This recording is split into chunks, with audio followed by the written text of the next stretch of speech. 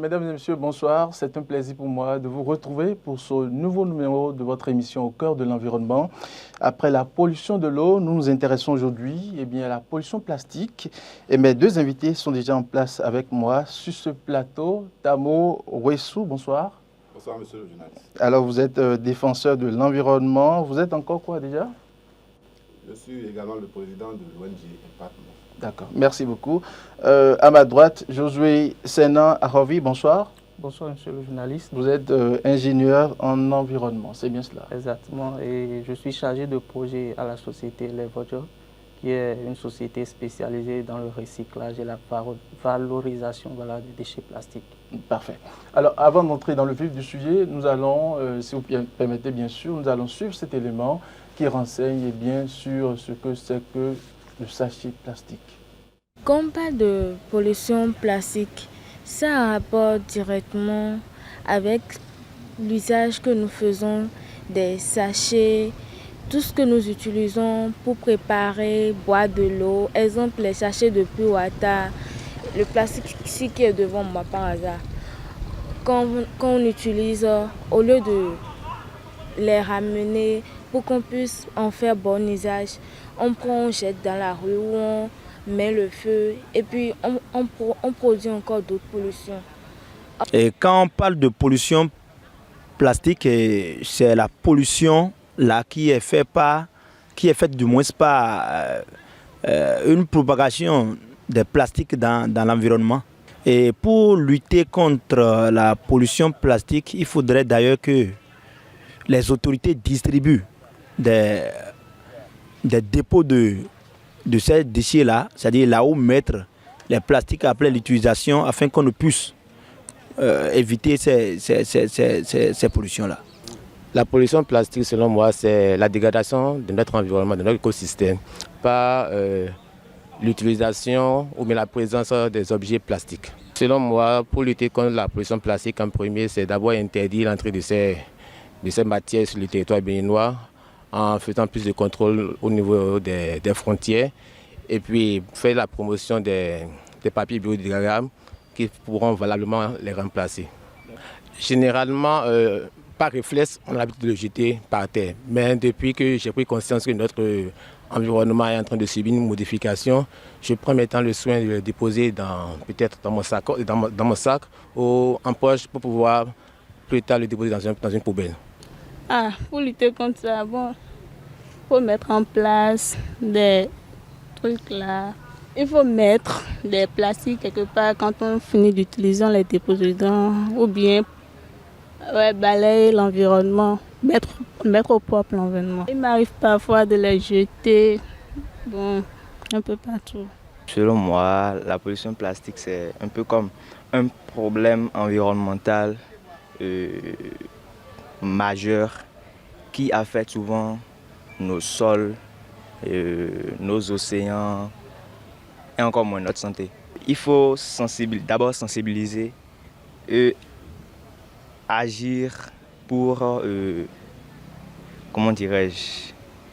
réduire notre utilisation de plastique. Il m'arrive parfois de jeter des plastiques dans... Ça,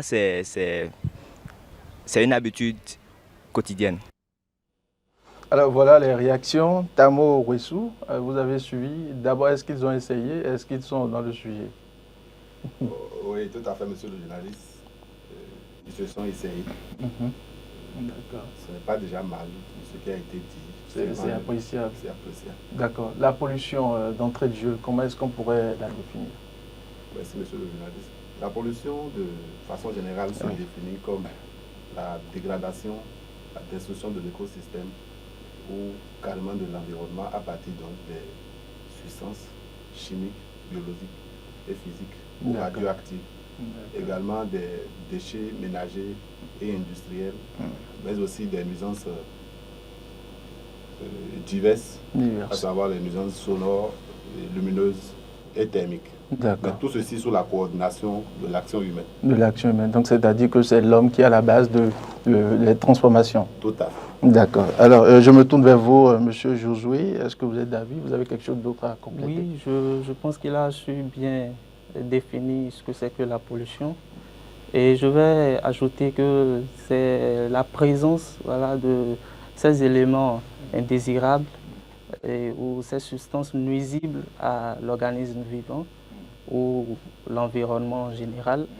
Et quand on parle de ces substances nuisibles, nous pouvons citer les produits chimiques, les gaz, des particules solides, alors ou tout autre élément quand même qui perturbe l'équilibre écosystémique.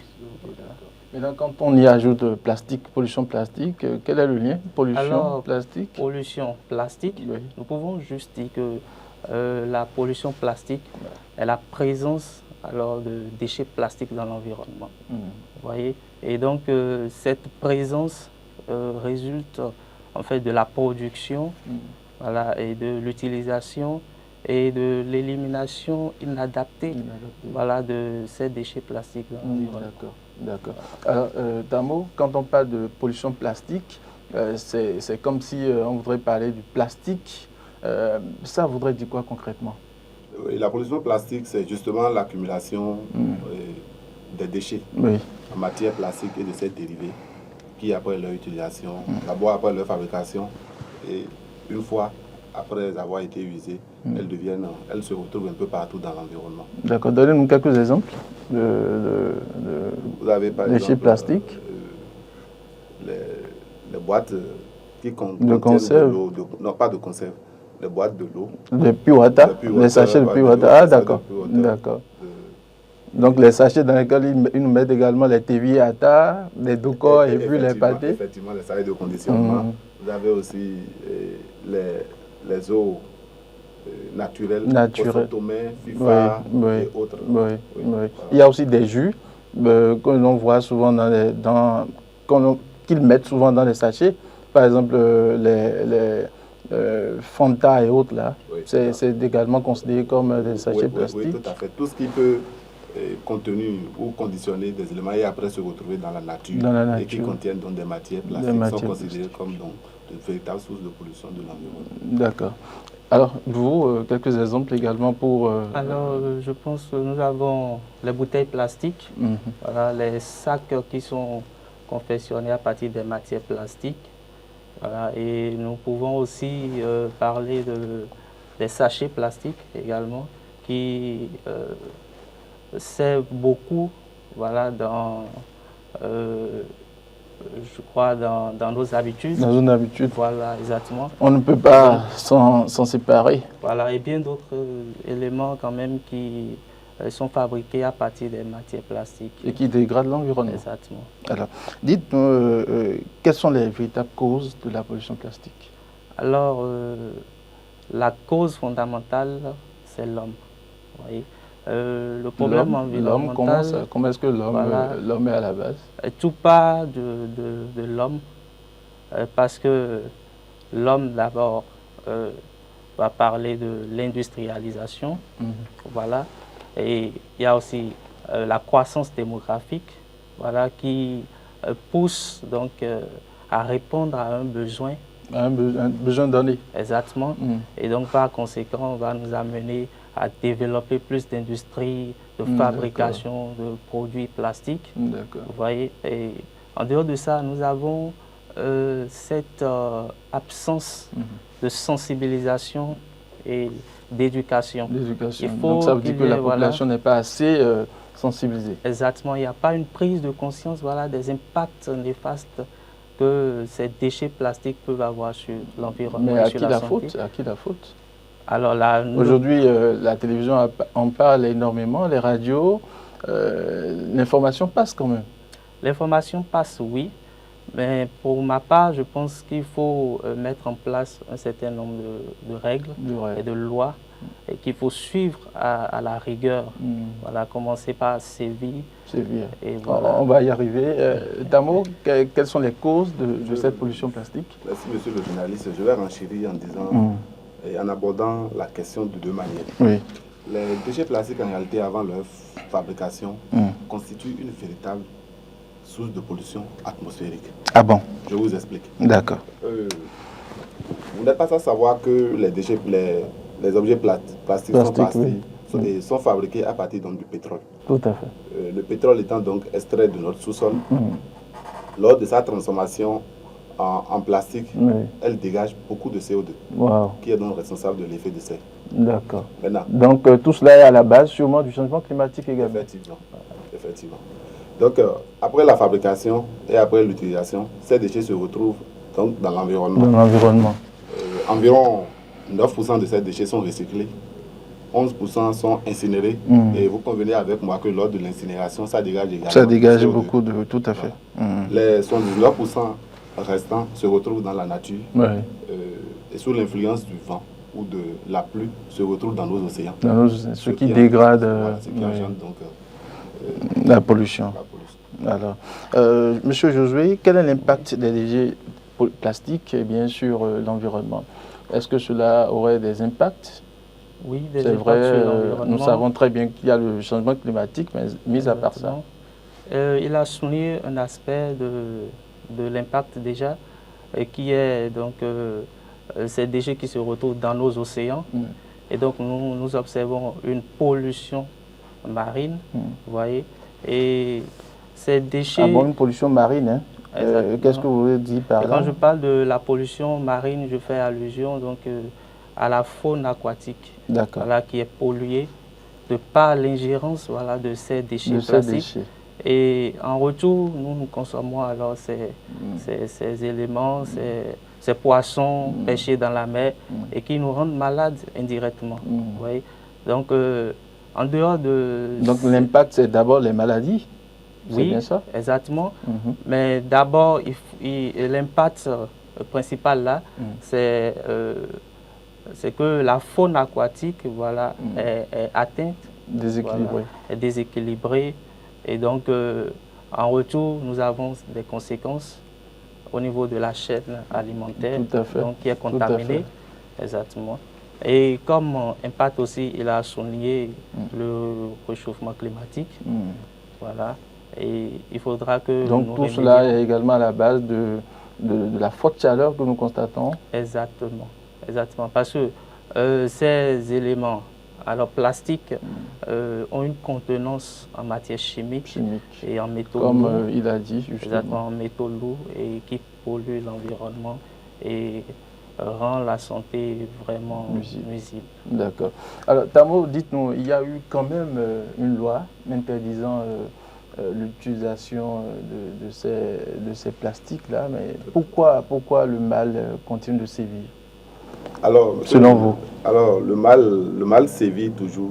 Le Bénin, d'ailleurs, à l'instar de tous les pays africains, a eu à adopter et promulguer une loi en 2017 sur l'interdiction et l'utilisation, même la détention donc, des sacs plastiques. Mais force est de constater que cette loi, pour le moment, n'est pas encore en application. Juste à cause des conditions qui ne sont pas favorables. Alors, je vous rappelle, juste après la mise en place donc, de cette loi, le sachet, la douzaine du sachet de 5 francs qui était à 200 francs est passé à 1200 francs. Donc, il y a une flambée donc, du prix donc, des sachets biodégradables, ce qui a ralenti considérablement l'adhésion de la population. À ce projet-là. Voilà. Nous avons également, entre autres, la réglementation qui est souple, le manque de sanctions. De sensibilisation. Tout à fait. Il y a aussi le manque de contrôle. De volonté aussi, peut-être. Est-ce que la population est prête à changer de mentalité selon vous? Et je dirais la population n'est pas à 100% prête. Mais il y a quand même une volonté manifeste d'adhérer au projet. Vous n'êtes pas sans savoir que le coût de la vie est devenir de plus en plus... Donc il va falloir quand même que le gouvernement ou nos dirigeants aient une volonté manifeste. Et s'engagent à travers donc, des politiques de sensibilisation. Et de promotion. Donc, et qu'ils mettent sur tous les moyens. Voilà, tout à fait. D'accord. Alors, Monsieur Josué, la loi... Il y a quand même une loi qui interdit... Il y a une loi, comme il a su souligner, votée en 2017. Alors, tout est une question de rigueur. Voilà. La loi, donc, elle est vous votée, pensez que, donc vous pensez que il n'y a pas suffisamment de rigueur? Oui, pour ma part, il n'y a pas suffisamment de rigueur. Oui. Tout est une question de rigueur. Il faut donc voter la loi, l'appliquer, mais il faut en même temps donc il faire faut un être rigoureux suivi. derrière le béninois, n'est-ce pas? Il faut un contrôle, voilà, et pour qu'il y ait quand même le respect de cette loi-là. Parce que ce que nous observons aujourd'hui au Bénin, c'est que voilà, la loi est sortie, nous l'appliquons pendant 2 mois, 3 mois, et voilà, nous baissons les bras. La loi est là de façon théorique, mais dans la pratique, c'est autre chose. Dans la pratique, c'est autre chose. Voilà, donc il faudrait une prise de conscience par rapport, voilà, à cette application rigoureuse des lois. Alors, Tamou, est-ce qu'on peut y arriver à véritablement parler d'ici quelques années à zéro plastique au Bénin? Est-ce que c'est possible selon vous? Difficile, compliqué, mais pas impossible. D'accord. Pas impossible, il est bien possible d'éradiquer cette pollution plastique.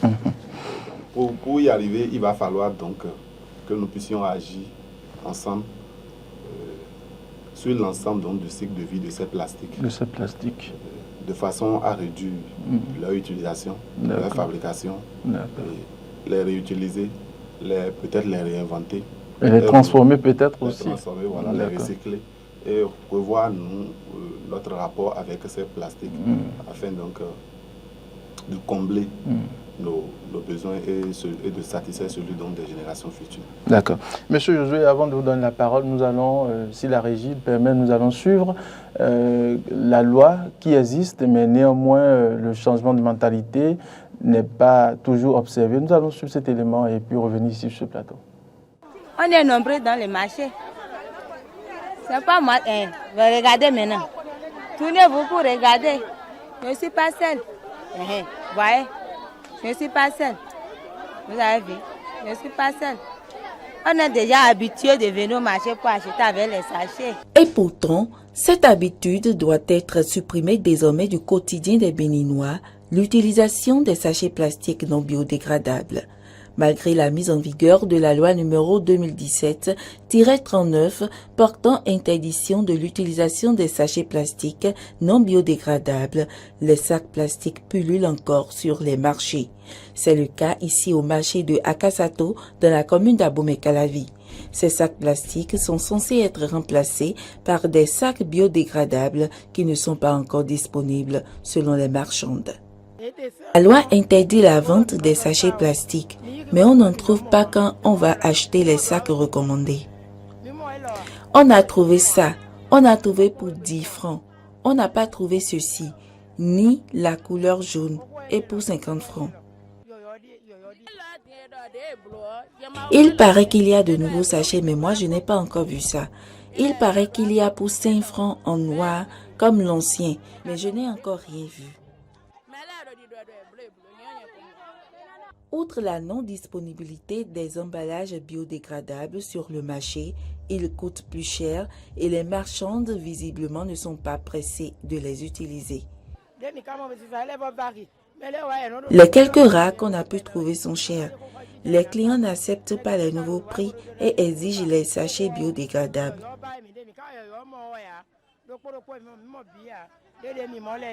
Si on trouve les nouveaux sachets et à moindre coût, on va laisser les anciens. La loi sur l'interdiction de l'utilisation des sachets plastiques non biodégradables n'est pas encore respectée sur le marché. Et pourtant, la période de transition prévue par la loi est presque à terme. Faut-il le rappeler, les sachets plastiques non biodégradables actuellement sur le marché sont nuisibles à la santé et polluent l'environnement. Alors, retour sur ce plateau, Monsieur Josué, la loi existe, c'est carrément interdit d'utiliser les sachets plastiques, mais derrière, ce qu'il faut concrètement utiliser n'existe pas. Nous avons suivi l'élément non-disponibilité des sachets non biodégradables. Quelles sont vos impressions? Exactement, la loi existe, nous voulons qu'elle soit appliquée, mais il va falloir, si réellement nous voulons que la population abandonne l'usage de ces sachets plastiques, alors leur proposer une solution alternative. Donc le gouvernement a vraiment une part à jouer dans... Une grande part à jouer dans cette lutte. Alors je pense que pour ma part, c'est de trouver déjà une solution alternative, voilà, et leur proposer à la population, voilà, de prendre part à cela et d'abandonner, voilà, l'usage des sachets plastiques. D'accord. Alors, Monsieur Tambo, est-ce que vous pouvez nous citer quelques pistes de solutions pour véritablement en finir avec les sachets plastiques? Oui, tout à fait. Plusieurs méthodes de lutte contre la pollution plastique existent déjà. Oui. Et pour lutter efficacement, donc, et ce type de pollution,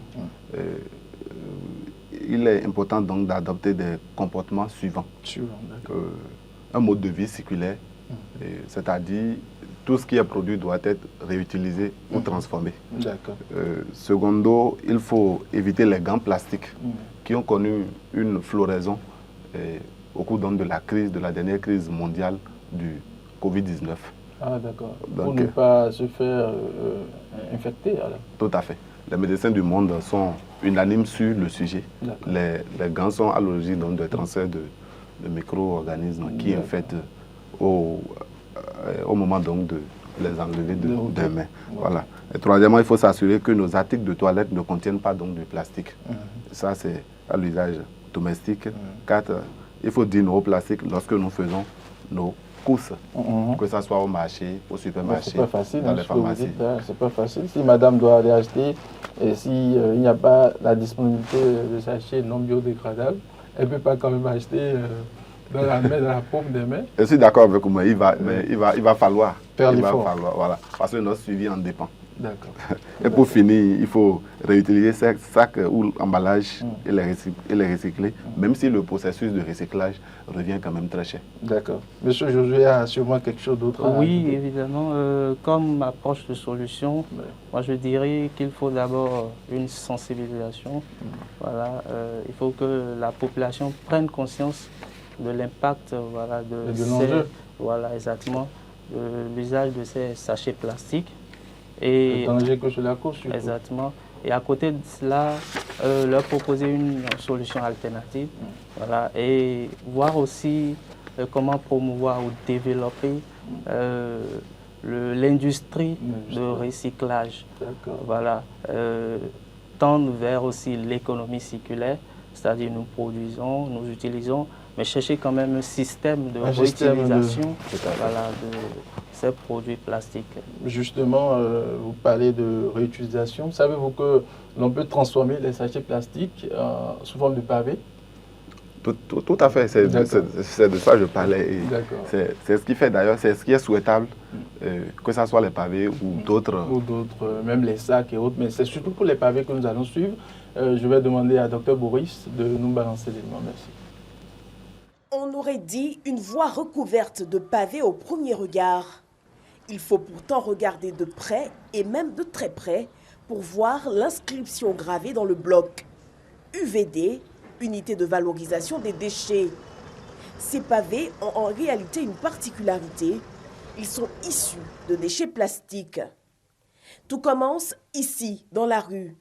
Des équipes collectent les déchets plastiques et les envoient au centre de traitement pour être lavés et stockés. Ici, c'est l'équipe de lavage. Vous constatez le bac à laver par semaine, parce que si c'est par jour, on ne peut pas évaluer. Mais c'est par semaine, je pense que pas moins de 10 tonnes chaque semaine. C'est plus que c'est ça. Une grande partie des sachets est compactée en balles de 50 à 100 grammes pour être vendue à des plasturgistes. L'autre partie, elle, passera au four avec des ajouts de sable pour être recyclée dans ces fameux pavés. Ces pavés-là, même les camions de 50 tonnes de boule là-dessus, le petit poussière, c'est facile à entretenir et facile à remplacer. Des pavés made in Côte d'Ivoire. L'aventure démarre en 2012 avec l'ADDR, l'autorité pour le désarmement, la démobilisation et la réintégration. Conformément à ses missions, l'autorité cherche des créneaux pour réinsérer 2100 jeunes, dont des ex-combattants démobilisés dans les métiers de la valorisation des déchets solides. C'est des sachets que les gens ont jetés dans la rue. C'est ce qui est là. Nous, vraiment, nous travaillons pour garder ces produits-là ici. Nous aimons notre travail. Parce que nous contribuons au moins à l'assainissement de la ville et au bien-être de notre famille. Mais voilà, le projet prend de l'eau. Difficile d'écouler les balles de déchets plastiques, compactés ou les pavés. Aujourd'hui, on n'arrive pas à vendre. 1 an et quelques, on n'arrive même pas à avoir un kilo de ces déchets-là. Moi, pourtant, nous travaillons dur, nous interpellons les autorités compétentes, essayer de voir dans quelle mesure peut nous aider. En termes de solutions immédiates, c'est de pouvoir tout de suite trouver le débouché pour les plastiques faits par nos 19 UVD. Donc que les plastogistes puissent racheter immédiatement au lieu de pouvoir, parce que la loi interdit l'importation, donc racheter, donc c'est contribuer à débarrasser notre environnement de ces plastiques, parce que c'est ça qui est le but. Cette politique a pourtant des avantages certains. En plus de protéger l'environnement des déchets plastiques difficilement dégradables, elle offre des possibilités d'emploi importants. À ce jour, plus de 700 personnes sont engagées dans les 19 unités de valorisation des déchets que compte le pays. Donc voilà, une forme de transformation des sachets plastiques sous forme de pavés. Monsieur Josué? Alors je pense que c'est une solution pour remédier aux déchets plastiques, à la pollution due aux déchets plastiques. Et l'absence au fait d'entreprises allant dans ce sens cause aussi un problème. Mais est-ce qu'il y en a au Bénin? Oui, exactement. C'est le cas de la société Levojo, qui est une société béninoise, alors qui s'évertue quand même à recycler, à valoriser ces déchets plastiques en des pavés, en des briques, en des chaises, en des tables, en des pots de fleurs. Et devinez que nous pouvons quitter du plastique, du déchet plastique, alors pour la fabrication de l'énergie, du pétrole et bien d'autres éléments qui pourraient nous aider. D'accord. Alors, Tamo, vous avez suivi l'élément, vous voyez comment c'est vraiment beau, tout ça, la façon de transformer les sachets plastiques sous forme de pavés, ça vous inspire quoi? Monsieur, j'avoue que j'étais perplexe face à l'élément qui vient de passer. Oui. Je n'ai jamais su qu'on pouvait transformer donc, les sachets plastiques en pavés et promouvoir donc, de l'emploi aux jeunes. Donc, oui, parce que c'est d'abord de l'emploi qui se crée. Tout à fait, donc je loue vraiment l'initiative. D'accord. Alors, donc, nous allons faire un dernier tour d'étape. Nous sommes déjà à la fin de l'émission. Dr Boris me bip déjà. Josué, nous voulons parler de la pollution plastique. Nous sommes déjà à la fin. Qu'est-ce que vous avez à dire pour conclure cette émission? Alors, juste un appel à une prise de conscience. Une prise de conscience. Vous y tenez, hein? Voilà. Il faut une prise de conscience tout par-delà. Et donc, cette prise de conscience pourra nous pousser à une économie circulaire, à penser à comment mettre en place un système de valorisation de ces déchets plastiques pour éviter les impacts néfastes sur l'environnement. D'accord. Tamo, vous avez quelque chose? Je voudrais finir, monsieur le journaliste, dans ce thème. Les déchets plastiques polluent, menacent et tuent. Et par conséquent, aucune place ne leur sont réservées dans la nature. Donc je demande à... On les jette comme on veut. Oui, tout à fait. Et je demande au gouvernement donc de commencer par sanctionner. Parce que je pense que l'heure n'est plus à la sensibilisation. Il y a déjà les casques qui nous dérangent. Si on doit encore sanctionner pour les sachets plastiques, je pense qu'on risque de fuir du pays. Oui, tout à fait. Vous savez, monsieur le journaliste... Est-ce qu'on ne va pas attendre qu'on finisse la phase de répression des casques avant de lancer les sachets plastiques? La mort n'attend pas. La mort, elle n'attend pas. Oui. 9 sur 10 des personnes qui vivent dans le monde respirent de l'air pollué. Tout à fait. Et les sachets, subissent. Voilà. Donc les sachets plastiques en contribuent largement. Énormément. Donc il va falloir donc qu'on y mette un thème. Je vous remercie. D'accord. Alors, mesdames et messieurs, nous sommes déjà à la fin de cette émission. Tamo Wessou, merci pour votre présence. C'est moi. Vous êtes, je rappelle, défenseur de l'environnement, responsable du ONG de la place. Josué Sena Rovi, vous êtes ingénieur en environnement. Vous êtes également membre d'une ONG. Merci d'avoir accepté notre invitation. Alors, mesdames et messieurs, c'est déjà la fin de cette émission. Merci de nous avoir suivis. Merci à toute l'équipe de la réalisation, Dr Boris, Emmanuel et à tous les autres qui m'ont accompagné. À très vite pour un autre numéro de votre émission Au cœur de l'environnement.